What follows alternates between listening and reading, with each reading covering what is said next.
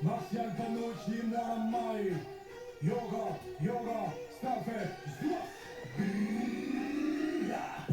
un président qui vole n'est pas mon président. Un président qui tue c'est pas mon président. Les présidents qui tuent sont pas mes présidents. Les présidents qui volent sont pas mes présidents. Alpha Condé c'est pas mon président. Alassane Ouattara c'est pas mon président. Non, Ibeka c'est pas mon président.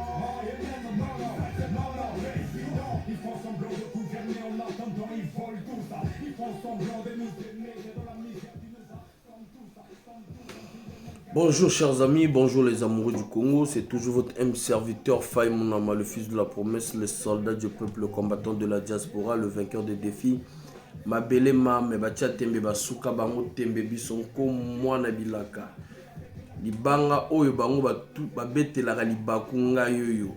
Jamais kobanga. Chers amis, chers compatriotes, aujourd'hui nous sommes jeudi. Le 9 février 2023, il est pratiquement ma montre, 15 heures passées. Chers amis, chers compatriotes, je viens encore cet après-midi pour vous donner mon avis sur Norbert Dabira, le général Norbert Dabira, que je salue, d'accord. Et ici, j'aimerais encore vous rappeler, chers amis, chers compatriotes, pour vous dire ce que nous disons, on est déjà en avance sur certaines informations. Souvenez-vous ici, avant-dernier dans mon direct, je vous ai parlé ici du chantage que Denis Sassou Nguesso faisait à la France pour avoir une tranche d'argent, une partie d'argent. Et aujourd'hui, on a pu lire que le FMI veut décaisser, accepter la requête du décaissement de plus de 87 millions de dollars pour le Congo-Brazzaville. Chers amis, chers compatriotes, cela ne nous étonne pas et cela ne va rien changer dans la vie des Congolais parce que ce n'est pas pour la première et la dernière fois que le FMI ou la France a décaissé des millions de dollars ou d'euros auprès du gouvernement de Brazzaville, d'ailleurs, qui n'a rien fait déjà sur des toutes premières tranches que Mwamba, paix à son âme, qui avait pu se battre avant sa mort pour pouvoir faire à ce que les FMI puissent prêter de l'argent au Congo-Brazzaville. Et nous avons vu que quand ils ont eu de l'argent là, c'était la fête.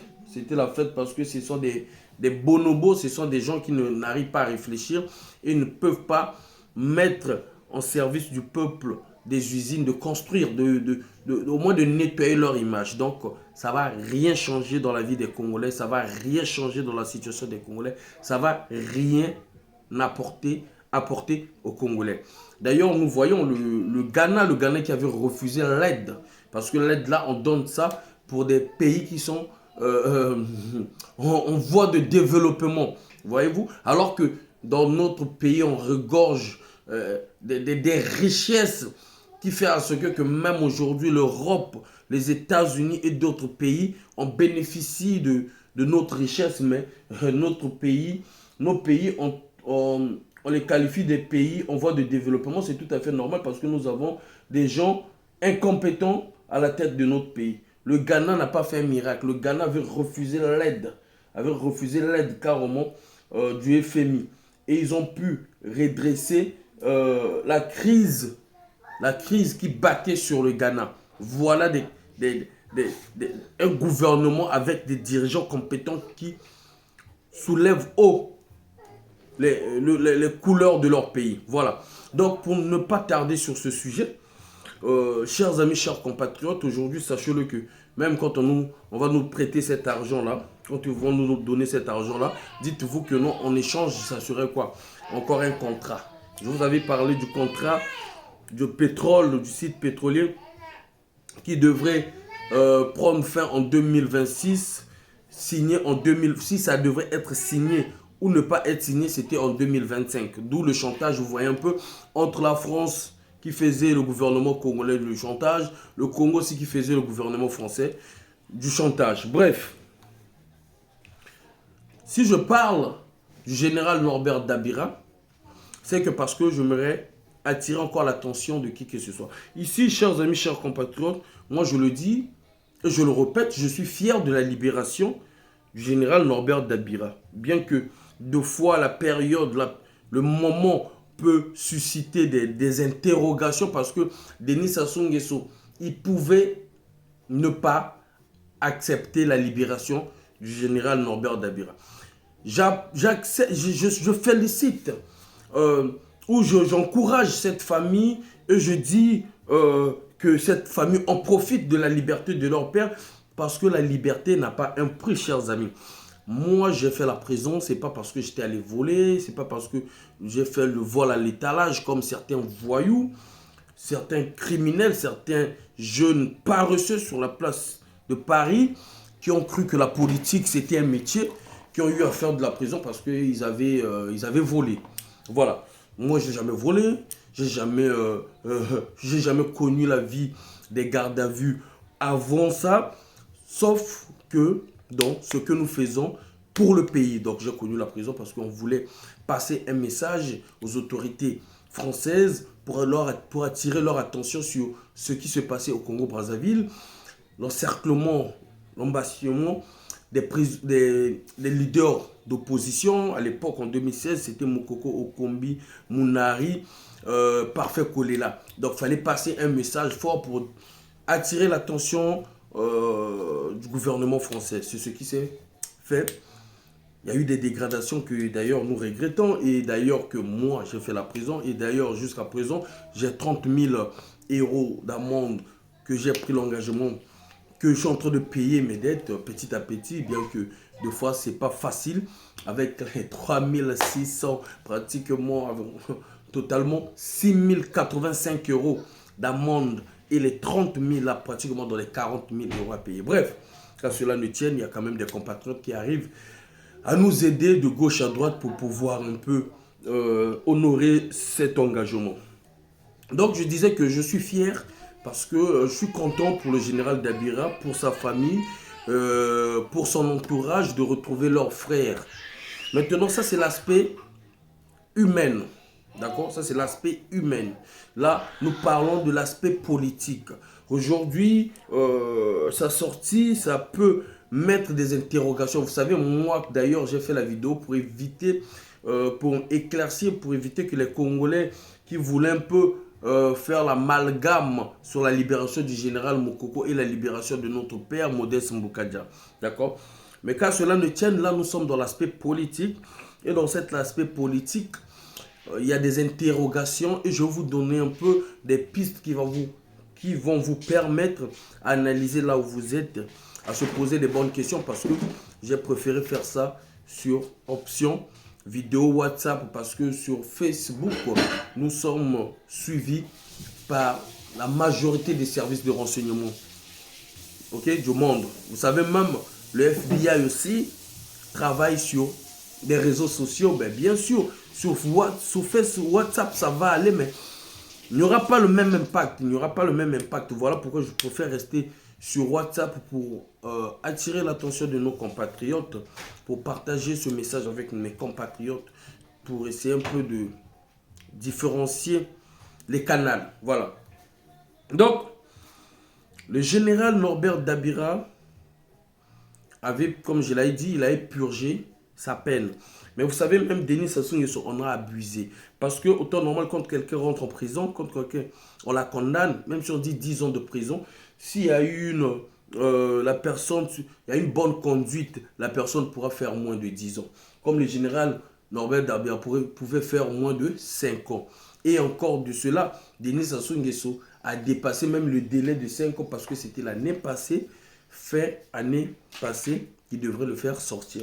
Car cela ne tienne. Mais aujourd'hui, chers amis, chers compatriotes, pour aller plus vite, je vous dirais que la fois dernière, quand on a parlé ici, j'ai parlé du président du Cameroun qui est Paul Biya.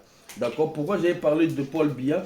Parce que Paul Biya, la situation politique du Cameroun et la situation politique du Congo-Brazzaville, c'est un peu pratiquement les mêmes choses qui sont en train de se faire.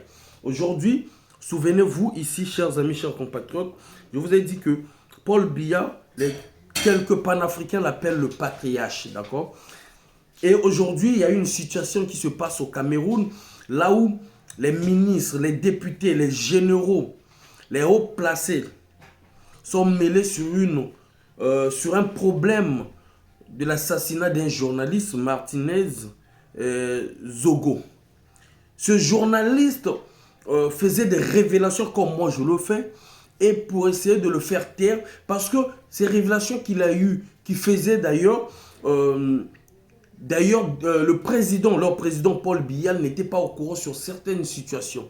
Mais malheureusement, quand on l'assassine et que le gouvernement, les dirigeants veulent savoir lesquels qui l'ont assassiné, mais sauf que le taux est en train de resserrer contre Paul Biya. On parle même de coup d'État. On parle que même Paul Biya n'arrive plus à contrôler son service de renseignement. Est-ce que vous comprenez? Aujourd'hui, même les gens que Paul Biya a mis sur ses épaules disent à Paul Biya indirectement, si aujourd'hui tu déclenches cette enquête, mais dis-toi que non, c'est nous qui vont t'abattre. Dis-toi que c'est nous qui vont faire le coup d'État. Donc je demande aux Congolais, les amoureux de la culture, ceux qui aiment, parce que les Congolais de Brazzaville ont toujours tendance, pas tous les Congolais, hein, mais la majorité ont toujours tendance, non, on est apolitique, non, nous on ne fait pas la politique, mais sauf qu'ils oublient que c'est la politique qui décide sur le prix. Aujourd'hui, tout ce qui est alimentation au Congo-Brazzaville est devenu cher, le denrée alimentaire est cher. Aujourd'hui, quand vous n'avez pas de l'eau dans vos robinets, mais on vous demande de payer les factures, ce sont toujours des politiques. Quand vous n'avez pas l'électricité, le délestage, on vous demande de payer le courant, l'électricité, c'est toujours les politiques. Aujourd'hui, le pain qui était moins cher, aujourd'hui le pain est devenu cher, c'est toujours les politiques. Aujourd'hui, vous avez des enfants qui vont pratiquement pas, les autres ne vont pas à l'école parce que, comment on appelle, les frais scolaires sont chers. C'est toujours les politiques. Aujourd'hui, vous n'avez pas des universités que l'État a construit. Quand on parle de l'État, les impôts que vous payez, que le gouvernement construise des études, comment on appelle, des universités. C'est toujours des politiques. Vous n'avez pas des hôpitaux appropriés. C'est toujours des politiques. Vous voyez un peu? Donc, les commerçants sont malmenés. C'est toujours des politiques. Les retraités, vos parents, vos mères ne sont pas payés. C'est toujours les politiques. Vous avez des enfants boursiers, boursières, ne sont pas toujours payés. Ils ont fini les études. L'État congolais n'a pas pu payer leurs frais de scolarité. C'est toujours des politiques. Donc, un moment à un autre, le peuple est devenu zombifié. Un moment à un autre, le peuple, c'est-à-dire, ils ne comprennent pas que certaines personnes ne comprennent pas que non. Tout ça là, ce sont des politiques. Et les politiques qui sont là, c'est parce que grâce à votre silence, ils se croient toujours maîtres. Parce que si le peuple se met debout, je vous dis et je vous répète, ces politiques-là ne vont pas rester là-bas. Le président Youlou, ils ont fait fuir le pays. C'était parce que le peuple s'était mis debout. Ok? Ça, c'est juste un exemple. Donc, pour revenir, je vous ai pris l'exemple de Paul Biya. Et je vous prends encore l'exemple aujourd'hui. L'exemple du Congo-Brazzaville, tout est parti sur l'arrestation, sur l'agression de Mère Alice, si vous vous souvenez bien. Donc, c'était une affaire de trop qui devrait faire tomber des têtes, qui devrait faire dévoiler certains secrets qui étaient toujours là, qui allaient dévoiler certaines choses, certains crimes qui se passent au Congo-Brazzaville. Mais comme des grosses têtes, des ministres, des généraux, des hauts gradés de ce pays-là étaient mêlés dans cette affaire, ils vous ont mis problème sur problème, problème sur problème pour vous désorienter. Mais entre-temps, en faisant cela, entre-temps, en cachant, en camouflant ce genre de problèmes, aujourd'hui, ça nous a ramené dans une histoire que les gens sont en train de se poser des questions. Est-ce que le général Norbert Dabira va jouer le rôle, c'est là où est le problème, va jouer le rôle d'un accompagnateur, là je suis dans l'aspect politique, va jouer le rôle d'un accompagnateur de Denis Sassou Nguesso en 2026. Est-ce que Norbert Dabira va jouer le rôle de celui qui va faciliter un coup d'État contre Denis Sassou Nguesso avec vous-même, vous savez, je ne citerai pas les noms. Est-ce que Norbert Dabira va continuer à collaborer avec son doyen, avec son chef, avec son ami, avec son confrère, qui est Jean-Dominique Okemba? C'est ça le problème. Est-ce que Norbert Dabira, le général Norbert Dabira, va laisser la politique? Il va devenir un opposant réel pour pouvoir sauver ce peuple? C'est là la question. D'où, je ne vais pas trop rentrer dans des détails. Je suis venu ici juste pour vous éclairer un peu. Peut-être dans un mois, je parlerai. Parce que, chers amis, chers compatriotes, on vous dit que nous, on n'a pas un clan. On n'est pas dans des combines comme certains dans la diaspora et au pays. Je vous ai dit, actuellement, il n'y a que deux, il y a trois clans. Trois camps, on peut dire. Où tu es avec Kiki, où tu es avec Sassou, où tu es avec Okemba. Il n'y a que les trois camps. Et je vous rappelle encore ici, chers amis, chers compatriotes, le procès qui a fait ce que le général Norbert Dabira se retrouve en prison, là où il avait eu l'idée d'exploser l'avion de Denis Sassou Nguesso. Pour éviter le mal que Denis Sassou Nguesso inflige aux Congolais, que cela se retourne contre des Mboshi. Pour moi, je dis et je le répète encore, et que je soutiens l'idée, pas l'idée, mais je soutiens, et que Norbert Dabira s'est dit, si on laisse ça comme ça, si on ne met pas Denis Sassou Nguesso hors état de nuire, ce qui signifie que les Mboshi vont subir ce qui s'est passé même au Rwanda, ça serait pire que ça. Donc pour moi, je dis que il a pensé, ou ils ont pensé au bien des Congolais. Ils ont pensé à la nation, à l'intérêt national. Mais le vrai problème qui se pose et que tout le monde devrait se poser des questions, l'auteur de ce coup d'État, est-ce qu'il a été arrêté? Point d'interrogation. Moi, je vous dirais non. Est-ce que Denis Sassou Nguesso connaît l'auteur de ce coup d'État qui était contre lui? Je dirais oui. Mais comme Denis Sassou Nguesso ne veut pas montrer jusqu'à présent qu'au sein de sa famille, tout autour de lui, chacun est en train de se regarder par un regard de « je suis prêt ». Il montre à l'opinion internationale et nationale « je suis le seul à pouvoir contrôler toutes ces têtes-là, même s'ils veulent ma chaise, mais tant que je suis vivant, tant que je marche, je vais les mettre sous mon contrôle ». Je vous lance encore, je vous demande encore d'aller plus loin. Quand Jean-Dominique Okemba était entouré des sages Mboshi, entre eux la famille, pourquoi Jean-Dominique Okemba avait-il fait sortir la phrase « On a tué dans le poule, le ciel n'est pas tombé » alors qu'on n'était pas en guerre? Point d'interrogation. Il était en confrontation avec qui pour dire ça? Alors qu'ils étaient allés dans le nord du pays pour arranger leurs problèmes à eux. Souvenez-vous ici que même quand on parlait de général Moukoko qui a failli faire un coup d'état que je salue, au Kombi Salissa, il y a eu aussi une réunion familiale là où ils ont demandé, ils ont lavé les mains entre eux. Est-ce que vous comprenez? Est-ce que Dominique Okemba était dans cette situation?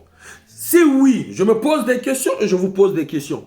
Si oui, donc voilà pourquoi il avait peut-être parlé qu'on a tué dans le poule, le ciel n'est pas tombé. Et qu'aujourd'hui, si vous faites tomber ma tête, alors que j'étais parmi ceux-là qui ont ordonné le massacre du poule, ça serait une honte pour nous les Mboshi parce que je fais partie des hommes influents ou des personnes influentes dans ce pays pour pouvoir plier une ethnie, pour pouvoir plier un département. Donc ce qui veut dire quoi? Donc si je dis bien si, c'était le cas. Donc, est-ce que Jean-Dominique Okemba était le cerveau penseur de ce coup d'état que Dabira, on a pris sur son dos? Point d'interrogation. Chers amis, on va couper là. C'était juste pour vous éclairer, pour vous ouvrir encore un peu les yeux. Parce que vous savez, comme je le dis toujours, notre force, c'est l'information. Notre force,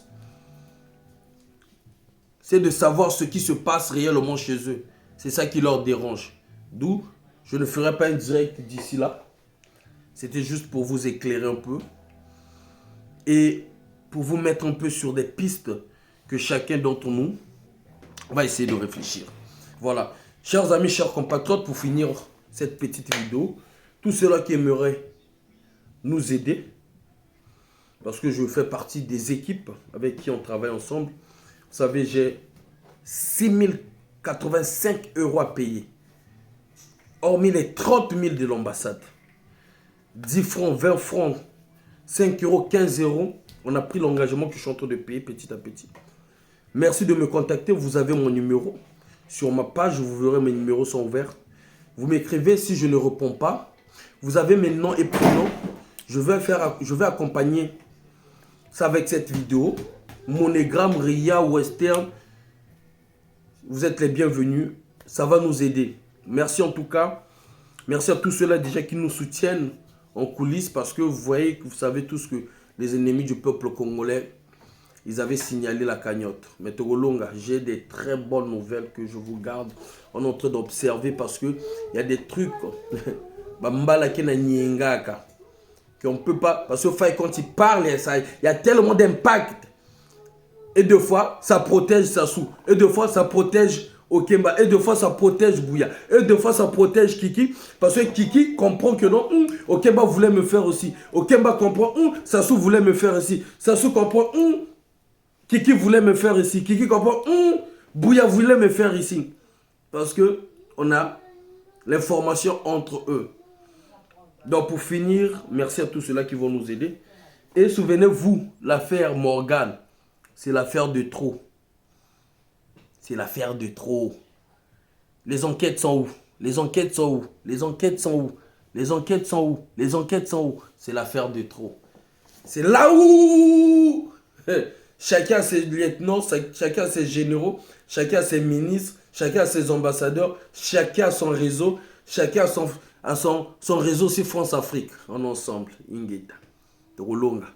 Des bonnes nouvelles arrivent. De Paris à Brazzaville. Nzamba Zanabiso. Ingeta.